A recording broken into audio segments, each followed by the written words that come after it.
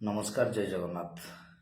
ଓଡ଼ିଶାର ସମସ୍ତ ଜନସାଧାରଣଙ୍କୁ ମୁଁ ପ୍ରଶାନ୍ତ ମଣ୍ଡୁଲି, ଓଡ଼ିଶା ଡ୍ରାଇଭର ମହାସଂଘର ରାଜ୍ୟ ସଭାପତି ଦାୟିତ୍ୱ ନିର୍ବାହ କରୁଛି। ଆଜି ମୁଁ ପ୍ରତ୍ୟେକ ଜନସାଧାରଣଙ୍କୁ ଅନୁରୋଧର ସହିତ ଏକ ବାର୍ତ୍ତା ଦେବା ପାଇଁ ଚାହୁଁଛି। ଆଜ୍ଞା, କ୍ଷମା କରିବେ ଯଦି ଆମ ଦ୍ୱାରା କୌଣସି ଭୁଲ ହେଇଥାଏ। ଆଜିର ଡ୍ରାଇଭର ସମାଜ ପ୍ରତ୍ୟେକ ସମୟରେ ସରକାରଙ୍କୁ ନିଜର ସମସ୍ତ ସମସ୍ୟାକୁ ଅବଗତ କରାଇଲା ପରେ ମଧ୍ୟ ସରକାରଙ୍କ ତରଫରୁ କୌଣସି ନିଷ୍ପତ୍ତି ନିଆଗଲାନି ବା ଡ୍ରାଇଭର ସମାଜର କୌଣସି ଅସୁବିଧାକୁ ଶୁଣାଗଲାନି।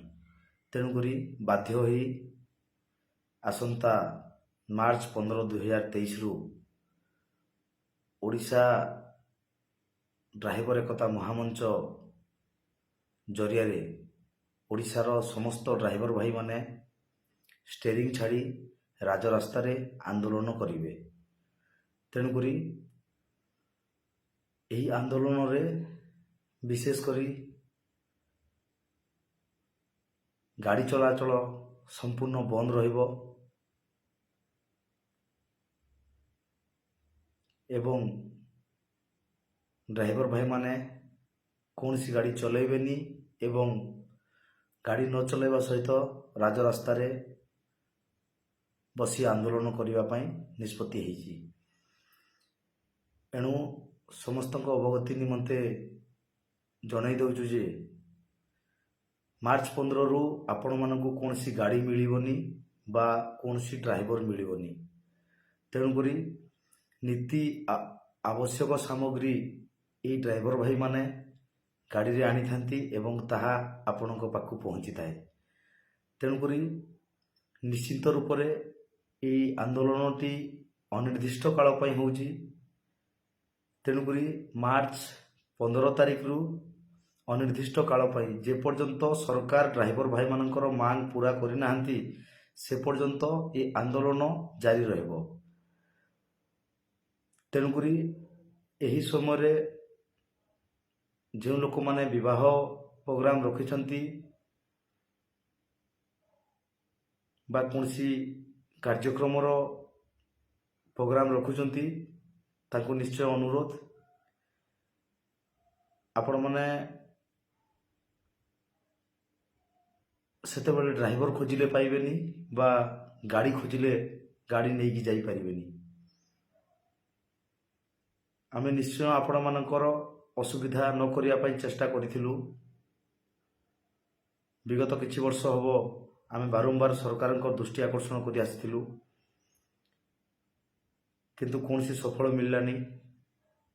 କ୍ଷମା କରିବେ ଆଜ୍ଞା ଯେ ଆମେ ଗାଡ଼ି ଯେବେଠାରୁ ତିଆରି ହେଲାଣି ସେବେଠାରୁ ଆଜି ପର୍ଯ୍ୟନ୍ତ ଆମେ ଅବହେଳିତ ଅବସ୍ଥାରେ ପ୍ରତ୍ୟେକ ସମୟରେ ଆପଣମାନଙ୍କର ସେବା କରି ଆସିଛୁ।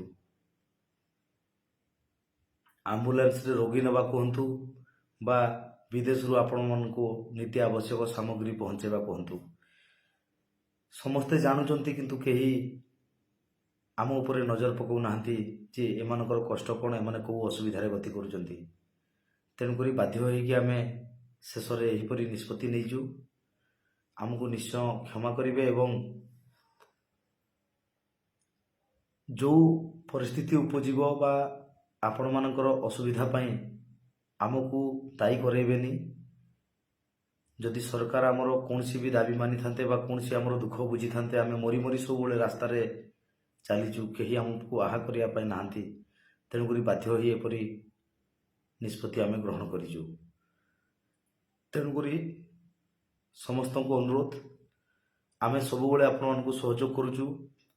ଆପଣମାନେ ଗୋଟିଏ ଥର ଏ ଡ୍ରାଇଭର ସମାଜ ଉପରେ ଟିକେ ନଜର ପକାନ୍ତୁ, ଡ୍ରାଇଭର ସମାଜକୁ ଟିକେ ସହଯୋଗ କରନ୍ତୁ ଏବଂ ଆପଣମାନେ ଯେକୌଣସି ଆପଣମାନଙ୍କର ଦାବି ଥାଏ, ସରକାରଙ୍କ ଉପରେ ମାଗ ଥାଏ, ତାହେଲେ ଆପଣମାନେ ରାଜରାସ୍ତା ଉପରେ ଆସିଥାନ୍ତି। ଆଉ ସେ ରାଜରାସ୍ତା ଉପରେ ସରକାରଙ୍କୁ ତ ନୁହଁ, ଏଇ ଡ୍ରାଇଭର ଭାଇଙ୍କୁ ଅଟକେଇଥାନ୍ତି, ଯାହାଦ୍ୱାରା କି ଆପଣମାନଙ୍କର ଦାବି ପୂରଣ ହୋଇଥାଏ। ତେଣୁକରି ଆମେ କେବେ ଚାହୁଁନଥିଲୁ ଯେ ଆପଣମାନଙ୍କୁ ଅଟକେଇକିରି ପୁଣି ଆମେ ଆମର ଦାବି ପୂରଣ କରିବୁ ବୋଲିକି। ଆମେ ନିଶ୍ଚୟ ଚେଷ୍ଟା କରିବୁ କୌଣସି ଜନସାଧାରଣଙ୍କୁ ହଇରାଣ ନ କରିବା ପାଇଁ। ଏବଂ ଆଗାମୀ ଦିନରେ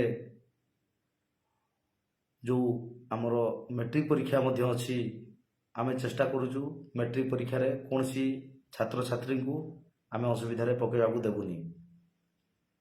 ରାସ୍ତାରେ ଆମ୍ବୁଲାନ୍ସ, ଫାୟାର ଗାଡ଼ି, ପୋଲିସ ଗାଡ଼ି ଏବଂ ପ୍ରତ୍ୟେକ ସ୍କୁଲ ଗାଡ଼ି ଯିବା ଆସିବା ପାଇଁ ନିଶ୍ଚୟ ବ୍ୟବସ୍ଥା କରିବୁ, କିନ୍ତୁ ବାକି ସମସ୍ତ ଟ୍ରାନ୍ସପୋର୍ଟିଂ ବ୍ୟବସ୍ଥା ବନ୍ଦ ରହିବ।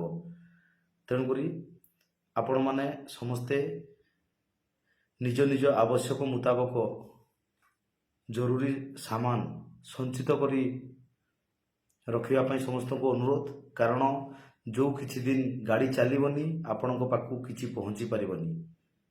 ତେଣୁକରି ନିଶ୍ଚୟ ଆପଣମାନେ ନିଜ ପରିବାର ଚଳିବା ଭଳିଆ ସବୁକିଛି ବ୍ୟବସ୍ଥା ପୂର୍ବରୁ କରି ନେବା ଆବଶ୍ୟକ।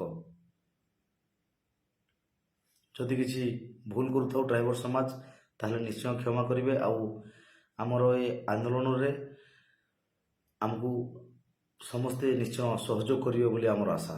ଜୟ ଜଗନ୍ନାଥ।